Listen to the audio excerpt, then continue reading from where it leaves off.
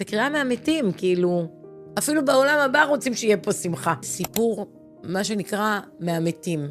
קיבלתי טלפון מאישה יקרה ששאלה אותי אם היא הגיעה לשמחה מרמת ישי שעושה סדנאות צחוק. אמרתי לה שכן. היא אמרה לא, חשוב לי לדעת שזו באמת את. שאלתי אותה ישר אם היא מהבנק, למה היא הייתה כל כך רצינית. אמרתי, בטח ראו שאני בחופש.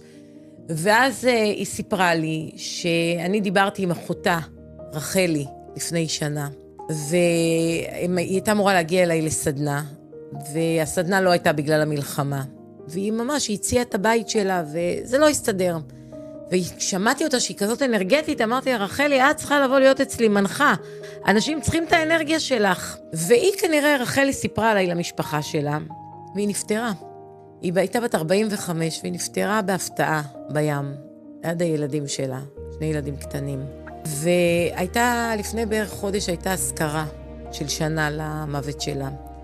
והמשפחה שלה התקשרה אליי, והם ביקשו שאני אבוא לעשות אזכרה של שנה. יצאתי מהצפון באיחור, ויום חמישי בערב, ואני מסתכלת לשמיים, אני אומרת לה, רחלי, אני הולכת לשמח את המשפחה שלך, בורא עולם, יש לי היום שליחות, אתם מפנים לי את הדרך. אני לא עמדתי אפילו בפקק, בכביש 4, כלום, שום פקק, הגעתי.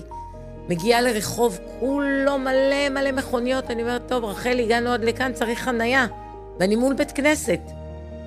ובאתי עם אוטו גדול, שהייתה חנייה אחת מול בית הכנסת, לרכב גדול, ואני פשוט השתחלתי לשם.